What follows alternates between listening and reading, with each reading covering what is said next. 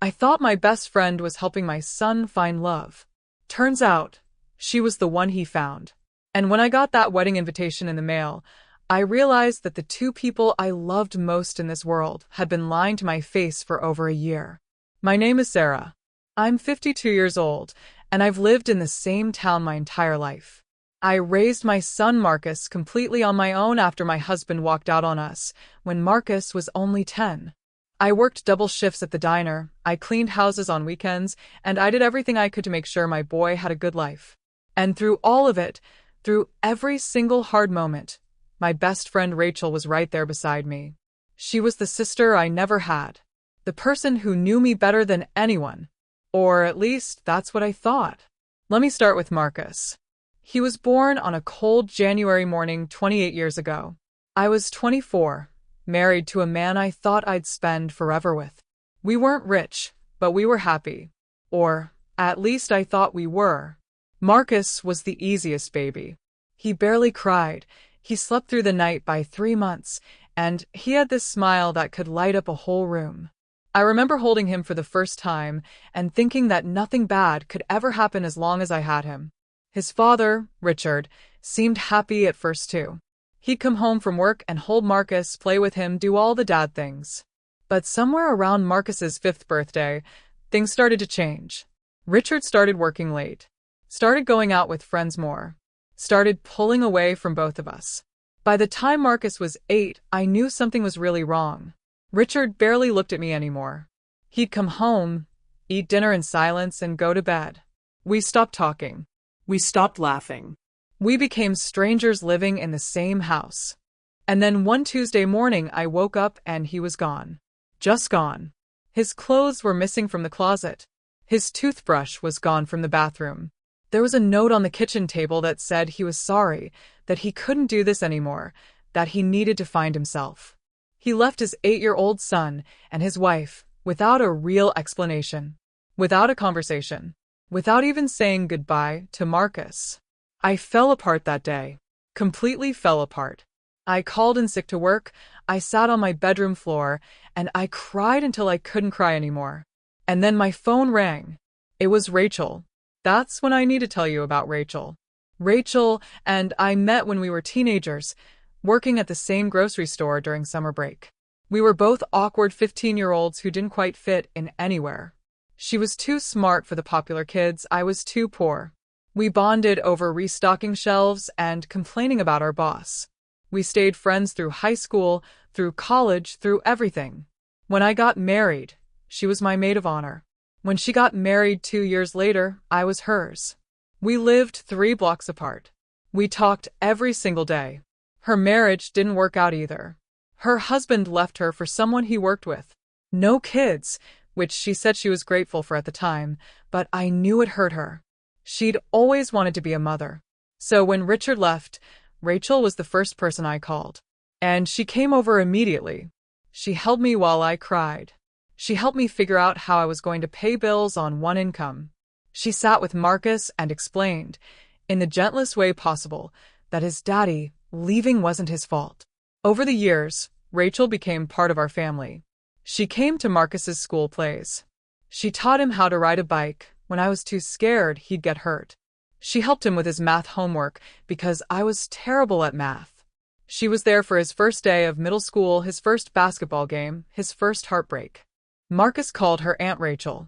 He loved her. I loved her. She was family in every way that mattered. So now you understand. Now you get why what happened felt like such a complete betrayal. It wasn't just my son dating someone I knew. It wasn't just my best friend dating a younger man. It was these 2 specific people who meant everything to me, getting together behind my back and lying about it for over a year. Let me take you back to where this all started. It was a regular Thursday morning, about 2 years ago. I was getting ready for work when Marcus called me. This wasn't unusual.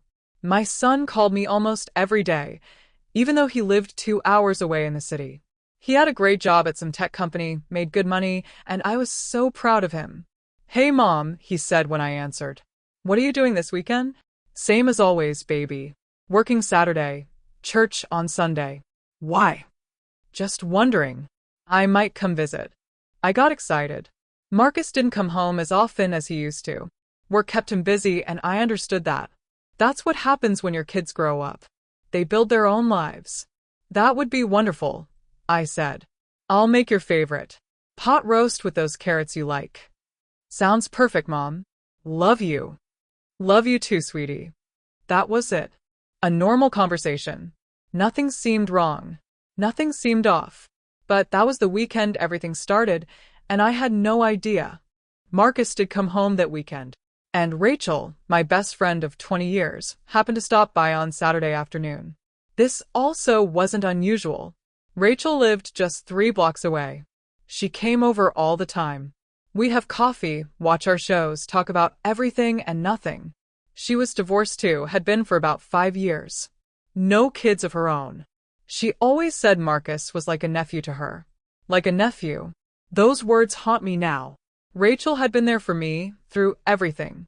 When my husband left, she was the one who came over at 2 in the morning, when I couldn't stop crying. She was the one who helped me figure out how to pay bills on a single income. She helped Marcus with his homework when I was working late. She came to his high school graduation and cried just as hard as I did. She was family. That Saturday, the 3 of us had dinner together. We laughed, we talked, we had a nice time. Marcus told us about his job, about his coworkers, about the new apartment he was thinking about getting. Rachel talked about her work at the library. I complained about my manager at the diner, same as always. I remember watching the 2 of them laughing at some joke Marcus made, and thinking how lucky I was to have both of them in my life. My son, who turned out amazing despite everything. And my best friend, who never left my side. I remember Marcus helping Rachel with the dishes after dinner. I remember them talking about some book they'd both read. I remember thinking it was nice that they got along so well, that Marcus was kind to the people I loved. Nothing seemed strange. Nothing felt wrong. But here's what I didn't know. Here's what they kept from me. Marcus and Rachel had been texting each other for months before that dinner. They'd been having long conversations about books, about movies, about life. They'd been getting to know each other in a way that went beyond what I thought their relationship was. Marcus told me later, much later, that he'd first noticed Rachel differently about 6 months before that weekend. He'd come home for Christmas, and she'd stopped by like she always did. They'd gotten into this long conversation about some author they both liked, and he'd realized how smart she was, how funny, how easy to talk to. He said he pushed those thoughts away at first. She was my best friend. She was 19 years older than him. It was wrong, but the thoughts kept coming back. So, he started texting her. Just casual stuff at first. A meme about a book. A question about something random. And she'd text back. And those texts turned into longer conversations. And those conversations turned into something neither of them expected. And that night, after dinner, after I went to bed, Marcus asked Rachel if he could take her to coffee the next time he was in town. She said yes. And they both decided not to tell me. Over the next few months, I noticed that Rachel was acting a little different. She seemed happier, more energetic. She started dressing nicer, doing her hair differently. She'd always been pretty, but now she was really putting in effort. I remember one day in particular. It was a Wednesday afternoon, and Rachel came over for our usual coffee date. She was wearing this pretty blue dress I'd never seen before, and her hair was styled in a way that looked professional, like she'd gone to a salon. "You look nice," I said when I opened the door. "Special occasion?" "What? No. Just felt like getting dressed up." "For coffee at my house?" She laughed, but it sounded forced.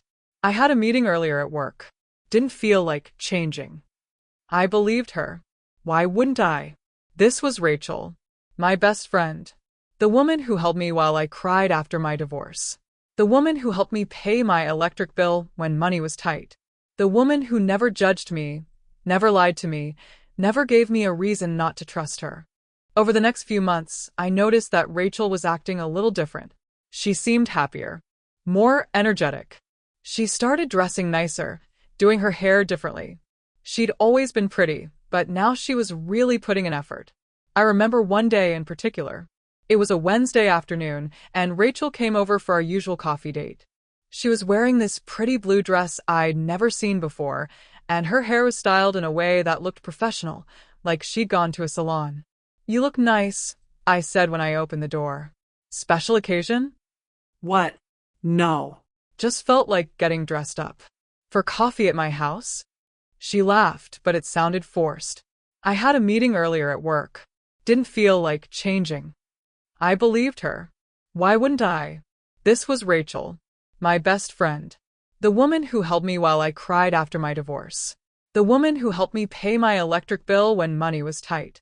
The woman who never judged me, never lied to me, never gave me a reason not to trust her. "You seeing someone?" I asked her one day while we were having coffee at my kitchen table. This was maybe 2 months into whatever was happening between her and Marcus. She nearly choked on her drink. What? No. "Why would you ask that?" "I don't know. You just seem different lately. In a good way." "I'm just trying to take better care of myself," she said, not quite meeting my eyes. "You know, getting older, trying to stay healthy." I nodded. That made sense. We were both getting older. It was natural to want to take better care of yourself. Looking back now, I can see all the signs I missed. The way she'd smile at her phone and quickly put it away when I walked into the room. The way she'd suddenly be unavailable on weekends when Marcus was in town. The way she'd change the subject whenever I brought up Marcus and his dating life. But at the time, I didn't see any of it. I was working 50-hour weeks at the diner, trying to save up enough money to maybe retire someday. I was tired all the time. I wasn't looking for problems where I thought there weren't any. My life at that time was pretty routine. I'd wake up at 5 in the morning, get ready for work, and be at the diner by 6. I'd work until 2 in the afternoon, come home exhausted, maybe do some cleaning or grocery shopping, and be in bed by 9. On weekends, I'd work one shift on Saturday and go to church on Sunday. It wasn't an exciting life, but it was mine. And the highlights were always my phone calls with Marcus and my coffee dates with Rachel. Those were the things that kept me going. Meanwhile, Marcus was also acting different. He was calling me more often, visiting more frequently. Every time he came home, Rachel would somehow end up stopping by. And I was happy about it. I thought it was nice that my son and my best friend got along so well. I thought it was sweet that Marcus was making an effort to spend time with the people I cared about. I was so stupid. So completely, totally stupid. One weekend, about 6 months into whatever was happening between them, Marcus came home and told me he couldn't stay for dinner because he had plans. "Plans?" I asked. "What kind of plans?" "Just meeting up with an old friend from high school," he said. "Oh, that's nice. Anyone I know?" "I don't think so, Mom. Just someone from basketball." "Well, have fun, sweetie. Maybe we can do breakfast tomorrow before you head back." "Sounds good, Mom." He left around 6. I thought nothing of it. I made myself a sandwich, watched some TV, went to bed early. What I didn't know was that Marcus picked up Rachel 2 streets over, and they drove to the next town to have dinner at a nice restaurant. They did this because they didn't want anyone to see them together. They didn't want word getting back to me. Marcus told me later that they were terrified that whole night. Terrified someone from our town would be at that restaurant. Terrified they'd run into someone who knew both of them. They spent the whole dinner looking over their shoulders, waiting to get caught. But they didn't get caught. And so they kept doing it. This went on for months. Secret dates. Secret phone calls. Secret text messages. And every time I saw either of them, they acted completely normal. Marcus would tell me about work, ask about my life, give me hugs, and tell me he loved me. Rachel would come over for coffee, we'd watch our shows. She'd help me fold laundry and complain about her sister. They were living double lives, and I had no clue. I remember one specific afternoon, about 8 months into their relationship, when Rachel and I were sitting on my back porch drinking iced tea. It was summer, hot and sticky, and we were just talking about nothing important. Life stuff. Work stuff. The weather. "You ever think about dating again?" she asked me out of nowhere. I laughed. At my age? Who's going to want a 50-year-old waitress with bad knees and no retirement savings? Come on, Sarah. You're still young. You deserve to be happy. I am happy. I've got Marcus, I've got you, I've got my health. That's enough for me. She got quiet then. Really quiet. I remember looking over at her and seeing this strange expression on her face. Sad, maybe. or guilty. But it passed so quickly, I thought I'd imagined it. What about you? I asked. You seeing anyone? No, she said, looking down at her glass. Nobody's special. Another lie. At that exact moment, she was in a relationship with my son.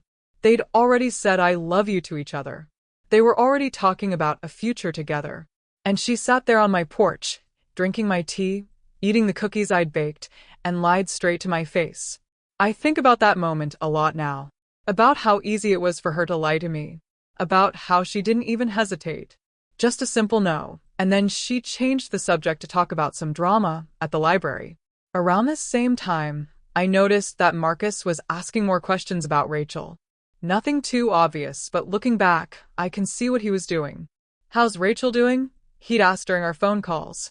She's good. Why? Just wondering.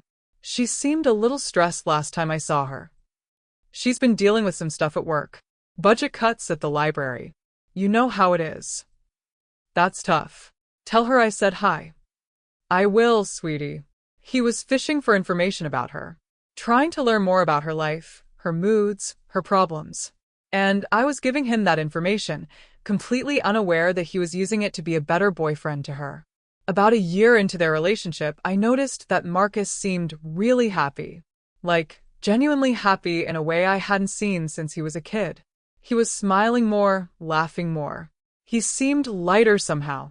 You seem good, baby, I told him during one of our phone calls. Really good. I am, Mom. I really am. Is there a special someone making you smile like that? There was a pause. A long pause. And then he said, yeah, actually, there is. My heart jumped. My son was in love. This was what I'd been waiting for. I wanted him to find someone, to be happy, to build a life with a person who would treat him right. Tell me about her, I said, sitting down on my couch and getting comfortable. What's her name? How did you meet? When do I get to meet her? Mom, it's still pretty new. I don't want to jinx it. Oh, come on, just tell me a little bit. She's amazing, Mom. She's smart, she's kind. She makes me laugh. She gets me, you know? And I think this might be the real thing.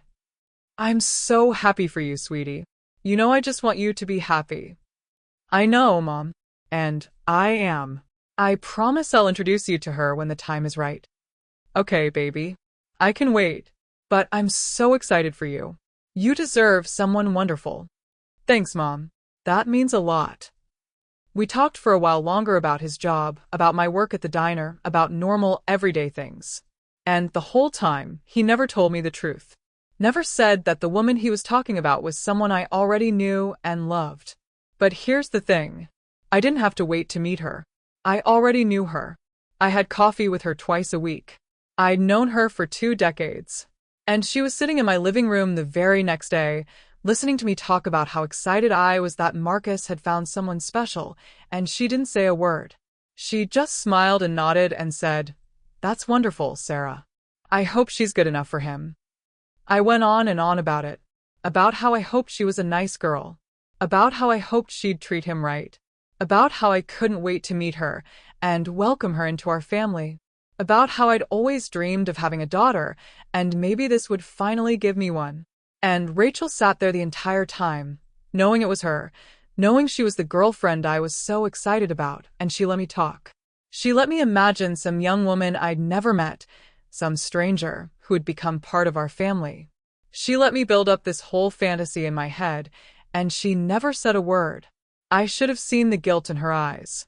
I should have noticed the way she changed the subject quickly. I should have picked up on the way her hands were shaking when she picked up her coffee cup. But I didn't. I was too excited, too happy for my son to notice that my best friend was lying straight to my face. After she left that day, I remember calling my sister to tell her the news. My sister lives in Florida, but we talk on the phone at least once a week. Marcus has a girlfriend, I told her. A serious one. He says she's amazing. That's wonderful, Sarah. When do you get to meet her? He says soon. He doesn't want to jinx it by introducing us too early.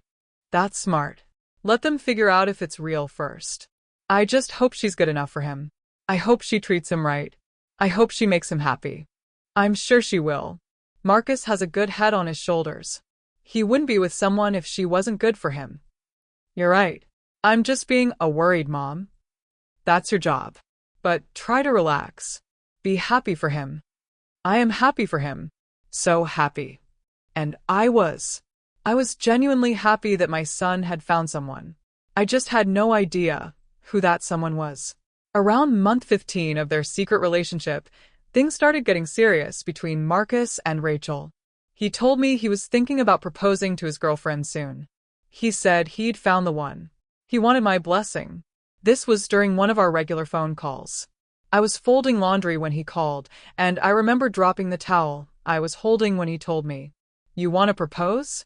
Already?" I know it seems fast, Mom, but when you know, you know. And I know she's the one. But you've only been together a little over a year. I know, but it feels right. She feels right. Have I met her yet? I don't think you've ever even told me her name. You will soon, Mom. I promise. But I wanted to ask for your blessing first. It's important to me that you're okay with this. Of course you have my blessing, I told him, tears in my eyes. I can't wait to meet her. When can I meet her? Soon, Mom. I promise. Real soon. But soon never came. Instead, what came was more lies, more secret meetings, more careful planning to make sure I never found out the truth. Marcus told me later that he and Rachel had long conversations about when to tell me.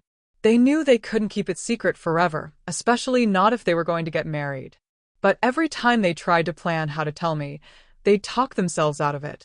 "We'll tell her next month," Rachel would say, when things calmed down at her work. "We'll tell her at Christmas," Marcus would suggest, "when we're all together and happy."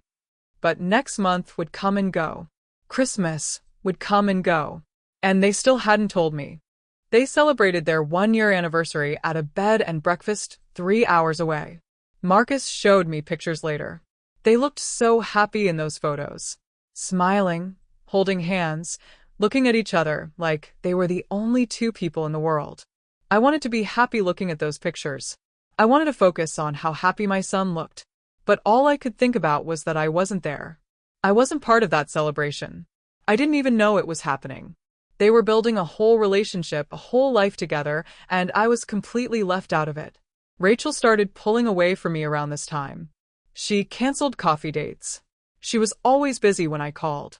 When we did see each other, she seemed distracted, like her mind was somewhere else. "You okay?" I asked her one day. "You've been acting weird lately." "I'm fine," she said. "Just dealing with some stuff." "What kind of stuff?" "You know you can talk to me about anything." "I know, Sarah. I just need to figure some things out on my own." "Are you sure?" Because you seem really stressed. "Is it work? Is it family stuff?" "It's nothing really. I'm just tired." I didn't push. I gave her space. I thought she was going through something, and she'd come to me when she was ready. I thought that's what best friends did. They gave each other space and trusted each other. What I didn't know was that she was pulling away because the guilt was eating her alive. She was spending more and more time with Marcus, falling deeper in love with him, and she knew that eventually the truth would come out. She knew that when it did, she'd lose me. And she wasn't wrong. I remember one Saturday afternoon, about 16 months into their relationship. I'd called Rachel 3 times that day, and she hadn't answered. I was getting worried. It wasn't like her to ignore my calls. So I drove over to her house to check on her. When I got there, her car was in the driveway, but she didn't answer the door. I knocked and knocked, calling her name, getting more worried by the second. Finally, she opened the door. She looked flustered. Her hair was messy, her face was red, and she was wearing her bathrobe even though it was 3 in the afternoon. "Sorry, I was in the shower." "For 3 hours? I've been calling you. My phone died." "Sorry." "Is everything okay?" "I was worried about you. You haven't been answering my calls. You've been canceling our coffee dates. I wanted to make sure you were all right." "I've fine." "Really? Just been busy." "Too busy for your best friend?" She looked down. "I'm sorry, Sarah." "I know I've been distant. I'm dealing with some personal stuff, and I just need some space right now." "Okay," I said. But you know I'm here if you need me, right? I know. Thank you. I left feeling confused and hurt. Rachel had never shut me out before. We'd been through everything together, and she'd always come to me with her problems. But now she was pulling away, and I didn't understand why. What I found out later was that Marcus had been at her house that day. He'd driven down to surprise her, and they'd been spending the afternoon together when I showed up. He'd hidden in her bedroom while she talked to me at the door. They were both living in constant fear of getting caught. Every time I called, every time I stopped by, they had to scramble to make sure I didn't find out. It was exhausting for them. But instead of just telling me the truth, they kept lying. They kept hiding. They kept making the situation worse. Meanwhile, Marcus proposed to Rachel in the city where he lived. He took her to a rooftop restaurant with views of the skyline. He got down on one knee in front of complete strangers and asked her to marry him. She said yes immediately, crying happy tears. They celebrated with champagne and fancy desserts. They called their friends, the ones who knew about them. They posted on social media, but only after blocking me so I wouldn't see. They were over the moon with happiness. And I knew nothing about any of it. Marcus told me he was engaged during one of our phone calls about a week after it happened. Mom, I have some big news. What is it, sweetie? I proposed. She said yes. We're getting married. I screamed. Actually screamed with joy. Oh my God, Marcus. That's amazing. I'm so happy for you. When do I get to meet her? When's the wedding? Tell me everything. We're still figuring out the details, but I wanted you to know. I can't believe my baby is getting married. This is so exciting. What's her name? You've never even told me her name. You'll meet her soon, Mom. I promise. When? When is soon? At the wedding. I laughed. Marcus, I can't wait until the wedding to meet my future daughter-in-law. That's months away, right? 3 months. 3 months? That's so fast. But I need to meet her before then. We need to plan the wedding together. We need to get to know each other. It's all taken care of, Mom. We've got it handled. But Marcus. Mom, trust me. It's all going to work out. You'll meet her, you'll love her, and everything will be perfect. I should have pushed harder. I should have demanded to meet her. I should have gotten in my car and driven to his apartment and refused to leave until he introduced us. But I didn't. I trusted him. I trusted that he knew what he was doing.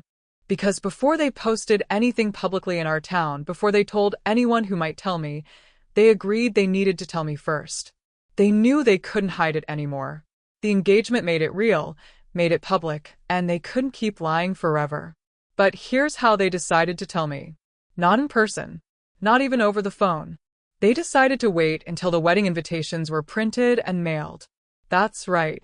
I found out my son was marrying my best friend from a wedding invitation in my mailbox. Marcus told me later that they'd had dozens of conversations about how to tell me. Rachel wanted to sit me down and explain everything face to face.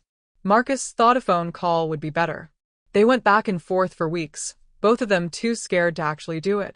And then time kept passing, and the wedding planning started, and suddenly invitations needed to go out, and they still hadn't told me. Rachel designed the invitations herself.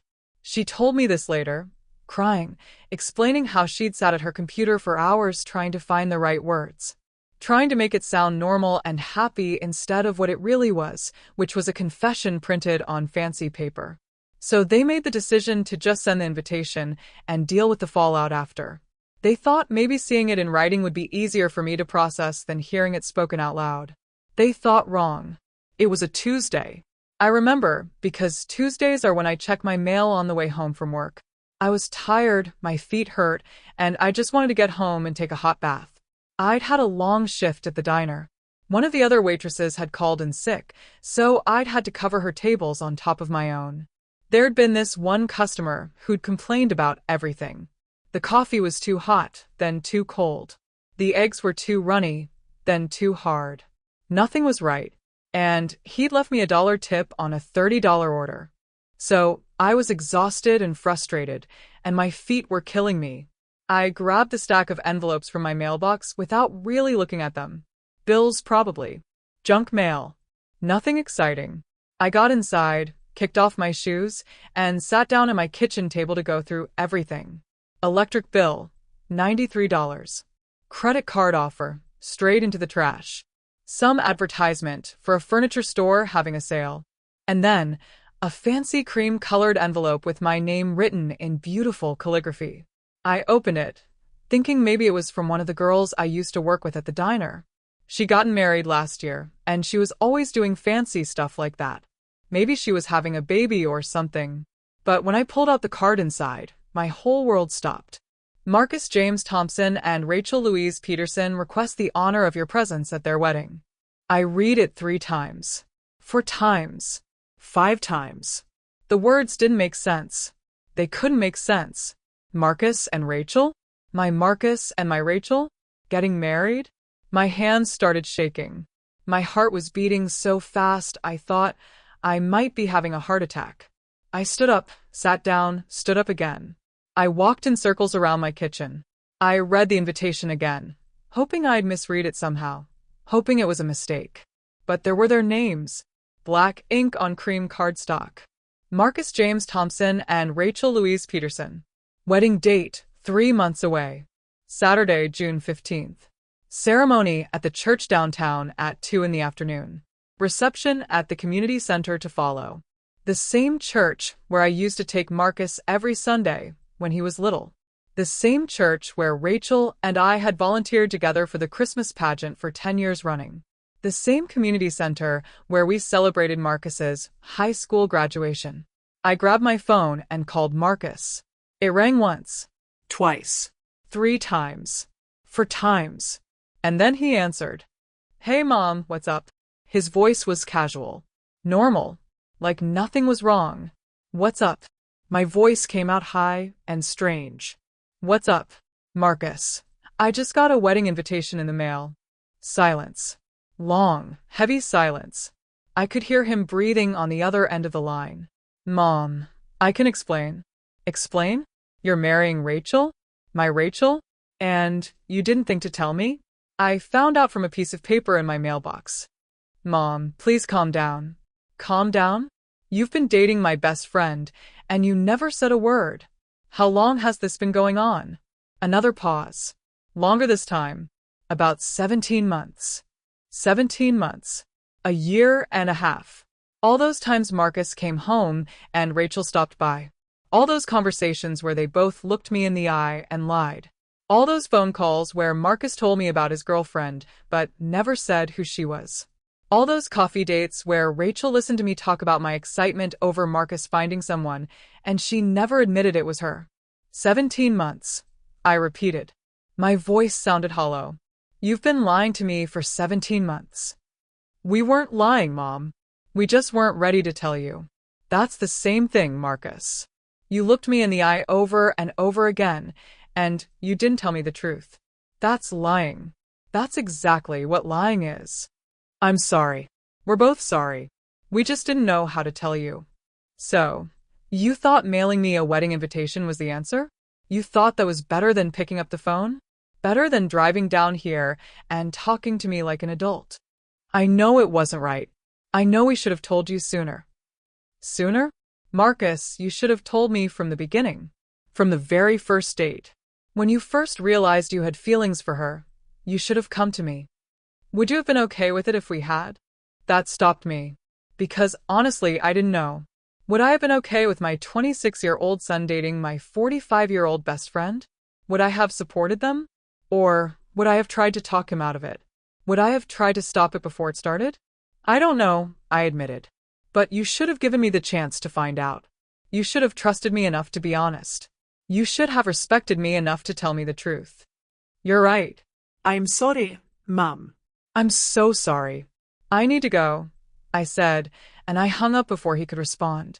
My phone immediately started ringing. Marcus calling back. I didn't answer. It rang again. And again. I turned it off. Then I did something I'm not proud of. I grabbed my keys, got in my car, and drove to Rachel's house. I didn't think about what I was going to say. I didn't plan anything. I just drove. The 3 blocks to her house felt like 3 miles. My hands were gripping the steering wheel, so tight my knuckles were white. I kept thinking about all the times we'd sat together, all the secrets I'd shared with her, all the moments we'd lived through together, all the lies she'd told me. I banged on her door until she opened it. It took a while. I could hear her moving around inside, probably trying to figure out who was pounding on her door like a crazy person. When she finally opened it and saw me, her face went white. Sarah, Don't, I said. Don't say anything. Just tell me why. Why him? Why hide it? Why lie to me for over a year? She started crying. Actually crying. Tears running down her face. I never meant for this to happen. But it did happen. You started dating my son, my 26-year-old son, and you're 45 years old, Rachel. You've known him since he was 8 years old. You used to babysit him. I know how it looks. How it looks. How it looks. You've been sneaking around behind my back with my child. You let me talk about how excited I was that he found someone, and you sat there and said nothing. You're supposed to be my best friend. I am your best friend. Best friends don't do this. Best friends don't lie. Best friends don't date each other's children and hide it like it's something shameful. We were going to tell you, she said, her voice shaking. We just didn't know how. So, you decided to wait until you were engaged? You decided to let me find out from a wedding invitation? That's how you thought this should go. We were scared, Sarah. We knew you'd be upset. Of course I'm upset. You betrayed me. Both of you. The two people I love most in this world looked me in the eye over and over again and lied to me. You sat in my kitchen. You drank my coffee. You listened to me talk about my life, my worries, my hopes for Marcus's future. And the whole time you were lying. Rachel reached out like she was going to touch my arm, but I stepped back. Don't, I said. Don't touch me. Don't try to make this okay. It's not okay. It will never be okay. Sarah, please. You have to understand. I didn't plan this. I didn't wake up one day and decide to fall in love with your son. It just happened. And you could have told me when it did. You could have been honest. Would you have accepted it? Really? Be honest with yourself, Sarah. If I'd come to you 1.5 years ago and said I had feelings for Marcus, what would you have said? I wanted to say I would have been supportive. I wanted to say I would have listened and tried to understand. But standing there in her doorway, looking at her tear-stained face, I couldn't say that with any certainty. Because maybe she was right. Maybe I would have reacted badly. Maybe I would have tried to stop it before it started. Maybe I would have said terrible things that I couldn't take back. I'll never know. I finally said. Because you didn't give me the chance to find out. You took that choice away from me. You decided for me that I couldn't handle the truth, and you lied to me for 1.5 years. I'm sorry, she whispered. I'm so sorry. Sorry doesn't fix this, Rachel. Sorry doesn't give me back all those months when you were lying to my face. Sorry doesn't make up for the fact that I had to find out from a wedding invitation. What do you want me to say? What do you want me to do? I want you to leave me alone. I can't look at you right now. I can't be near you. I left before she could say anything else. I drove home with tears streaming down my face, my vision so blurry, I probably shouldn't have been driving at all. When I got there, Marcus was sitting on my front porch. He stood up when he saw me pull into the driveway. He looked terrible. His eyes were red like he'd been crying. His hair was a mess like he'd been running his hands through it. Mom, please let me explain. There's nothing to explain, Marcus. You're an adult. You can date whoever you want. You can marry whoever you want. But you lied to me. You both did. And I don't know if I can forgive that. I know, and I'm sorry. I'm so sorry. When did this start? And don't lie to me. I'm done with lies. So we sat on my porch, and he told me everything. How they'd been texting for months before their first date. How he'd noticed her differently at Christmas. How he couldn't stop thinking about her. How they tried to fight it at first because they both knew it would complicate things. How they realized they had feelings for each other that went beyond friendship. He told me about their first date at the restaurant in the next town. How nervous they'd both been. How they'd almost turned around 3 times on the drive there. How they'd spent the whole dinner talking and laughing and realizing they had this incredible connection. He told me about how they decided to keep it secret because they knew I'd have a hard time with it. How they planned to tell me after a month, then 2 months, then 3. How time kept passing, and it kept getting harder to find the right moment. He told me about falling in love with her. Really, truly falling in love. How she made him laugh. How she understood him in ways no one else did. How she challenged him to be better. How he couldn't imagine his life without her. She makes me happy, Mom. Happier than I've ever been. I'm glad you're happy, I said, and I meant it. Despite everything, I wanted my son to be happy. But you hurt me.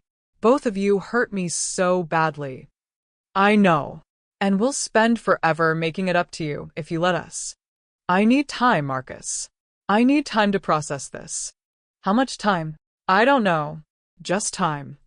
Are you going to come to the wedding? I looked at him. Really looked at him. My son. My baby boy who wasn't a baby anymore. He was a grown man who'd made his own choices, even if those choices hurt me. I don't know, I said honestly. I don't know anything right now.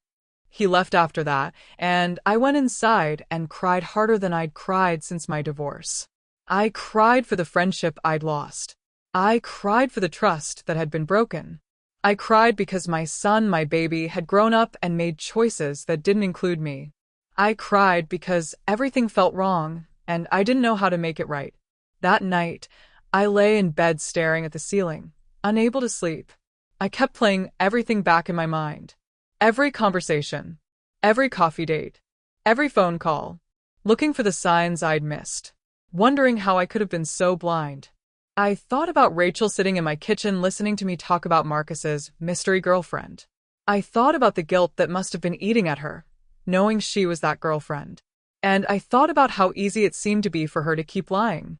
I thought about Marcus coming home for visits, knowing he was going to see Rachel later. The way he must have been counting down the hours until I went to bed so he could sneak out. The planning they must have done to make sure they were never seen together. It was all so calculated. So deliberate. This wasn't just a simple lie. This was months and months of carefully constructed deception. Around 2 a.m, I got up and made myself some tea. I sat at my kitchen table and looked at that wedding invitation again. The cream-colored cardstock. The beautiful calligraphy. The date. June 15th. 3 months away. 3 months to decide if I could get past this. 3 months to figure out if I could stand in that church and watch my son marry my best friend. 3 months to work through feelings I didn't even know how to name. The next few weeks were hard. Really hard. Marcus kept calling, kept texting, kept trying to fix things. Rachel stayed away, which I appreciated. I needed space from her. Maybe forever. I went to work. I smiled at customers. I took orders and served food and cleaned tables. And the whole time I felt like I was moving through fog. Nothing felt real. Nothing felt right. My coworkers noticed something was wrong. Linda, who'd been working at the diner for 20 years, pulled me aside one day. You okay, honey? You seem off. I'm fine, Elid. You're not fine. I've known you for 10 years. Something's wrong. So I told her. I told her everything. About Marcus and Rachel. About the lies. About the wedding invitation. And she just looked at me with her mouth open. Your son is marrying your best friend? Yeah. And they didn't tell you? Nope. Found out from a wedding invitation. That's messed up, Sarah. That's really messed up.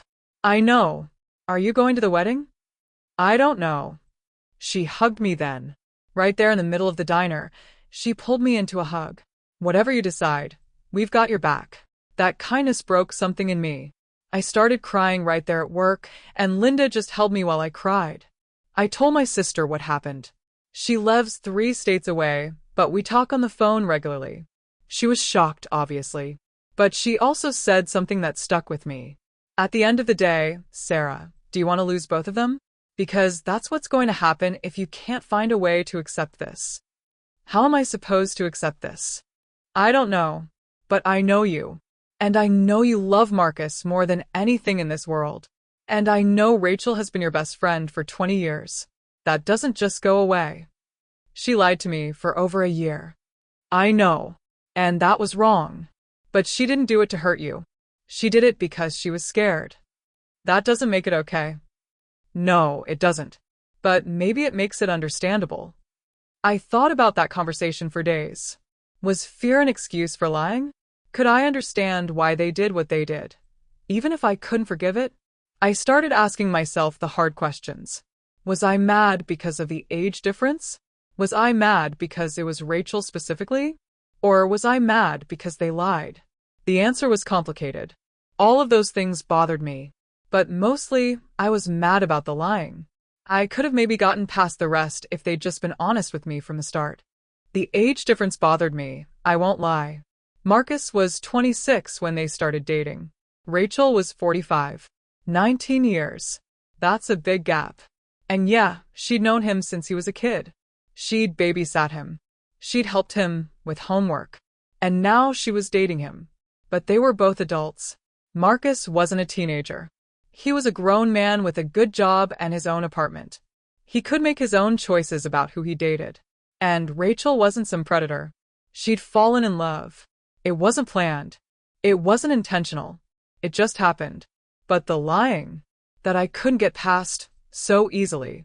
The months and months of deception. The looking me in the eye and not telling me the truth. The listening to me talk about Marcus's mystery girlfriend and never admitting it was her. That felt like a betrayal I didn't know how to forgive. About a month after I found out, I called Marcus and asked him to come over. We needed to talk, really talk, without all the emotion and anger. He showed up the next day, looking nervous. We sat at my kitchen table, the same table where we'd had so many conversations over the years. The same table where I'd helped him with homework. Where we'd eaten breakfast together before school. Where we'd celebrated his graduation and his first job offer. Tell me everything, I said. From the beginning. And don't leave anything out. So he did. He told me about the first text conversation they had, about some book they'd both read. About how surprised he was that they had so much in common. About how he found himself thinking about her all the time. At first I thought it was just because she's your best friend, and I wanted to get to know her better for your sake, he said. But then I realized I was excited every time my phone buzzed, hoping it was her. I was looking forward to coming home just so I might see her. He told me about how he fought it at first because he knew it was complicated. About how he tried to convince himself it was just a crush that would go away. But it didn't go away. It got stronger. I finally asked her to coffee because I couldn't help myself. I had to know if she felt the same way. And she did. Yeah. She admitted she'd been having the same feelings. She'd been trying to push them away too, because she knew how complicated it would be. Why didn't you tell me then? Right at the beginning when it was just coffee? He looked down at his hands. Because we were scared. We knew you'd have a hard time with it. We knew people would judge us. We thought if we waited until we were sure it was serious, it would be easier to explain. But waiting just made it worse, Marcus. Every day you didn't tell me was another lie. Another moment of deception. I know that now. I know we should have told you right away. But at the time, we thought we were doing the right thing. Tell me about falling in love with her. His face softened. She's amazing, Mom. I know you know that, but I mean she's really amazing. She's smart and funny and kind. She gets my jokes. She challenges me when I'm being stupid. She makes me want to be a better person. And the age difference doesn't bother you? Not even a little bit. I don't think about it. When I'm with her, I just see Rachel. I don't see someone who's 19 years older than me. I just see the person I love. What about kids? She's 47, Marcus. That's not exactly prime childbearing age. We've talked about it. Honestly, I've never been sure if I wanted kids. And Rachel can't have them anyway. She had some medical issues years ago. But we've talked about maybe adopting someday, if we decide we want to be parents. Or we might not have kids at all. We're okay either way. And you're sure about this? You're sure she's who you want to spend your life with? I've never been more sure of anything, Mom. I know it's not what you expected. I know it's not what anyone expected. But she's it for me. She's my person. I looked at my son. Really looked at him. He wasn't a little boy anymore. He wasn't even the young man who'd left for college 8 years ago. He was a grown man who'd found someone who made him happy. And who was I to stand in the way of that? I love her, Mom. I really, truly love her. And I need you to know that this wasn't some midlife crisis for her, or some weird thing. This is real. This is forever. We talked for hours that day. About everything. About how the lying made me feel. About how scared they'd been to tell me. About the future they were planning together. About the wedding. The wedding is in 10 weeks, he said. I really want you there, Mom. It won't mean anything if you're not there. I don't know if I can, Marcus. Please, just think about it. That's all I'm asking. After he left, I sat alone in my kitchen for a long time, thinking, Processing. trying to figure out what I wanted. Did I want to lose my son? No. Did I want to lose Rachel? That was more complicated. Our friendship would never be the same. Maybe it was already over. But did I want to miss my son's wedding? Did I want to not be there for one of the most important days of his life? A few days later, Rachel showed up at my door. I hadn't invited her. I hadn't even talked to her since that day I'd gone to her house. But there she was, standing on my porch, looking nervous. Can we talk? She asked. I let her in. We sat in my living room, not the kitchen where we'd spent so many hours together. The kitchen felt too intimate, too familiar. The living room was more neutral territory. I need to apologize, she said. Really apologize. Not just a quick sorry, but a real, honest apology for everything. Okay. I was wrong, Sarah. I was wrong to keep this from you. I was wrong to lie to you for over a year. I was wrong to sit in your house and listen to you talk about Marcus's girlfriend without telling you it was me. I was wrong about all of it. Why did you do it? Because I was scared. I was terrified of losing you. You're my best friend. You're the person I call when something good happens.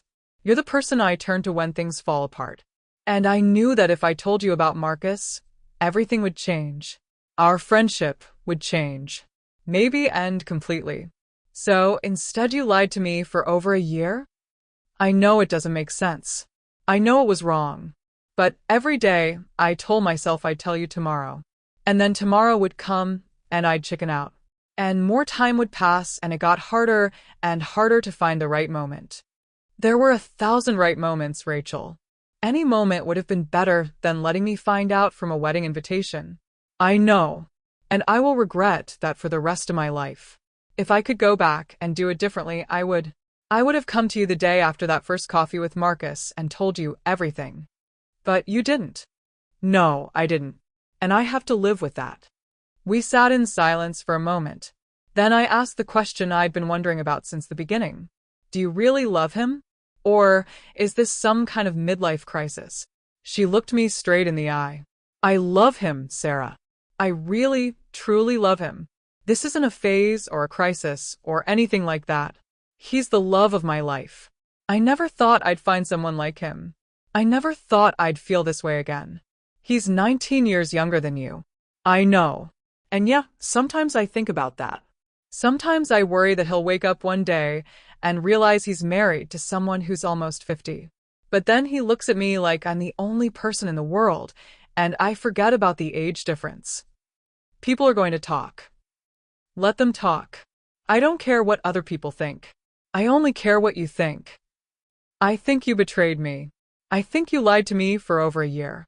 I think you let me sit there and talk about my excitement over Marcus finding someone, and you never said a word. You're right. About all of it. I don't know if I can forgive that, Rachel. I don't know if our friendship can survive this. I understand. And if you decide you can't forgive me, I'll accept that. But I need you to know that I never wanted to hurt you. I never wanted any of this to happen the way it did. But it did happen this way. And now we have to figure out how to move forward. Are you coming to the wedding? I don't know. Marcus really wants you there. It's the most important thing to him. What about you? Do you want me there? She started crying then. Really crying, tears streaming down her face. Of course I want you there. You're my best friend. You're the person who got me through my divorce. You're the person who's been by my side for 20 years. I can't imagine getting married without you there. But you can imagine lying to me for over a year? That's not fair. None of this is fair, Rachel. She left after that, and I was alone again with my thoughts, with my hurt and anger and confusion. I started thinking about forgiveness, what it means, whether it's something you feel or something you choose, whether you can forgive someone and still be hurt by what they did. I thought about my son, about how he looked when he told me he loved Rachel, about how happy he seemed, about how I'd always said I just wanted him to be happy. And I thought about Rachel, about 20 years of friendship, about all the times she'd been there for me, about how she'd held me through my darkest moments. Did one mistake, even a big one, erase all of that? I called my sister again. I don't know what to do, I told her. What does your heart tell you? My heart is confused. My heart is hurt. But what does it want? I thought about that. What did I want? Did I want to hold on to this anger forever? Did I want to miss my son's wedding? Did I want to lose both Marcus and Rachel? I want my family back, I finally said, even if it looks different than I thought it would. Then maybe that's her answer. About 6 weeks before the wedding, I called Marcus. I'll come to the wedding, I said. He started crying. Actually crying on the phone. Thank you, Mom. Thank you so much. I'm not saying I'm okay with everything. I'm not saying I've forgiven you both completely. But you're my son and I love you. And I'm not going to miss your wedding. That's all I'm asking for. Just be there. That's all I need. I called Rachel next.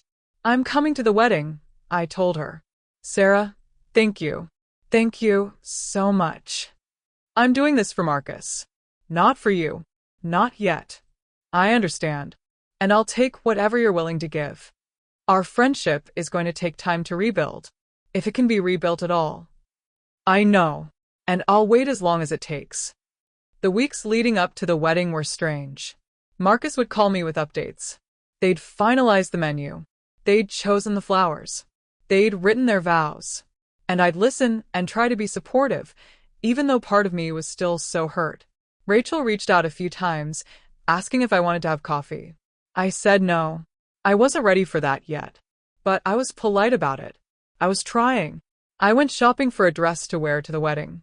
The woman at the store was so excited when I told her it was for my son's wedding.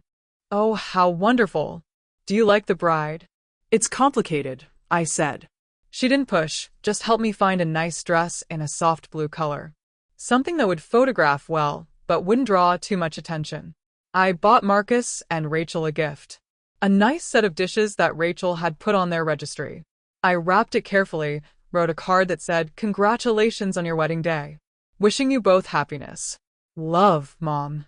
Simple. Polite. Not overflowing with emotion, but not cold either. It was the best I could do. The wedding was on a Saturday in mid-June. Beautiful weather. Sunny and warm but not too hot. The kind of perfect day people hope for when they plan outdoor weddings. I got up early that morning. I took a long shower, did my hair and makeup carefully, put on the blue dress I'd bought, looked at myself in the mirror, and tried to psych myself up for what was ahead. I could do this. I could get through this day. For Marcus. For my son. I drove to the church alone, parked in the lot, and sat in my car for a few minutes, gathering my courage. Other guests were arriving. People I knew from town. Some of Marcus's friends from college. Rachel's family. I walked into the church and found a seat near the front. Someone had saved a spot for me. Mother of the groom. That's who I was today. Just a mother watching her son get married. The church looked beautiful. Rachel had always had good taste. There were flowers everywhere, white roses and something blue I didn't recognize. Candles lined the aisle. Soft music was playing. I saw Rachel's sister sitting across the aisle. She waved at me. I waved back. We'd always gotten along, but I hadn't talked to her since finding out about the wedding. I wondered what she thought about all this. If Rachel had told her family about the lying, about how I'd found out. More guests filed in. The church was filling up. Everyone dressed in their nice clothes, excited to witness a wedding. To see two people promise forever to each other. And then the music changed. Everyone stood. And Marcus walked down the aisle with Rachel's father. Because Rachel's mother was going to walk Rachel down the aisle, They decided Marcus should walk with Rachel's dad. My son looked so handsome in his suit. His hair was combed neatly, and he was smiling this huge smile. He looked so happy. So genuinely, completely happy. He caught my eye as he walked past. Smiled at me. Mouthed, "Thank you." And I felt my eyes fill with tears. And then came Rachel. She walked down the aisle with her mother, wearing a simple white dress that looked perfect on her. Her hair was styled beautifully. She was smiling through tears. She looked at Marcus like he was the only person in the world. And he looked at her the same way. And in that moment, watching them look at each other, I saw it. I saw what they'd been trying to tell me all along. They really did love each other. This wasn't fake or forced or wrong. This was real. The ceremony was beautiful. They'd written their own vows. Marcus went first. "Rachel, when I met you, I thought I knew what love was. But you showed me something deeper. You showed me what it means to be truly seen, truly understood, truly accepted. You challenge me to be better. You make me laugh when I want to be serious. You calm me down when I'm stressed. You're my best friend, my partner, my everything. I promise to love you for the rest of my life. Through good times and bad. Through whatever life throws at us. I'm yours. Forever." Then Rachel spoke. "Marcus, loving you is the easiest and scariest thing I've ever done. Easy because you're kind and funny and smart and everything I could have ever hoped for. Scary because I never expected this. I never thought I'd find love again, especially not with someone as wonderful as you. You make me feel young and alive and hopeful about the future. I promise to support your dreams, to laugh at your jokes even when they're terrible, and to love you with everything I have. You're my person. You're my forever." They were crying. I was crying. Half the church was crying. And then the minister said, "I now pronounce you husband and wife. You may kiss your bride." And Marcus kissed Rachel. And everyone clapped and cheered. And just like that, my son was married to my best friend. That was 3 weeks ago. Marcus and Rachel are back from their honeymoon now. They went to somewhere tropical with beaches and clear water. They sent me pictures. They looked happy. They've invited me over for dinner next weekend. Their first dinner party as a married couple. I said yes. I'm nervous about it, but I said yes. Rachel and I have had coffee twice since the wedding. It's awkward. It's uncomfortable. We're careful with each other in a way we never used to be. But we're trying. We're both trying. Last week, she brought up something that happened years ago. A time when I'd screwed up and she'd forgiven me. I'd forgotten about it, honestly. It was this thing where I'd canceled plans with her last minute because Richard wanted me to do something with him. And I'd done it multiple times, choosing my husband over my best friend. "You hurt me," she said. "But I forgave you because I knew you didn't mean to. Because I knew our friendship was more important than that hurt." That's not the same thing, Rachel. Isn't it? You lied to me about why you were canceling. You chose someone else over me. You made me feel like I didn't matter. But I never lied to you for over a year. No, you didn't. But you still hurt me. And I still forgave you. Because that's what friends do. I've been thinking about that conversation a lot. About forgiveness. About friendship. About whether past hurts can be healed, or if they always leave scars. I've learned a lot through all of this. About family. About love. About how complicated relationships can be. I've learned that people you trust can still hurt you, not because they're bad people, but because they're scared people.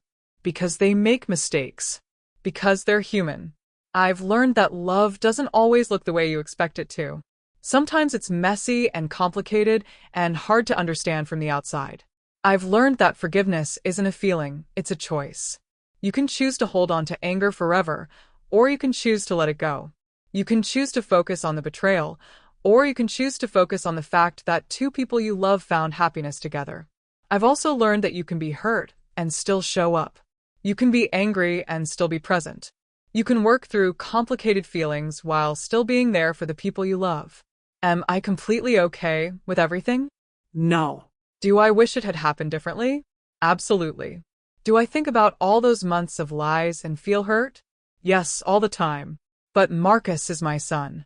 He will always be my son. And Rachel, well, she's my daughter-in-law now. She's part of my family whether I like it or not. So I'm choosing to move forward. Not because I've forgotten what happened. Not because I'm not still hurt. But because the alternative is losing both of them, and I don't want that. Life is too short to hold grudges. Life is too short to let pride and hurt feelings destroy relationships that matter. And despite everything, Marcus and Rachel matter to me. They always will. I still have hard days. Days when I think about all the lies and feel that sharp pain in my chest. Days when I see them together and feel uncomfortable. Days when I wonder if our relationships can ever really heal. But I also have good days. Days when Marcus calls me just to chat, and it feels normal. Days when Rachel texts me something funny and I laugh without thinking about everything that happened. Days when I can picture a future where we're all okay. It's not perfect. It's not what I imagined, but it's real. And maybe that's enough. The thing about family is that it's complicated. It's messy. It's hard. But it's also worth fighting for.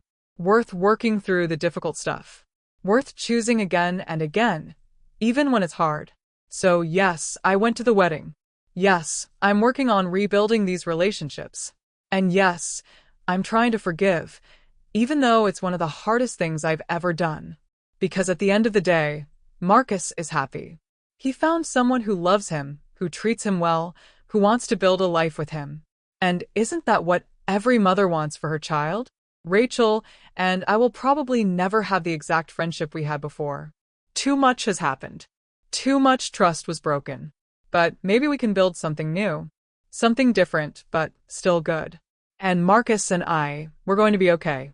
We're already okay, really.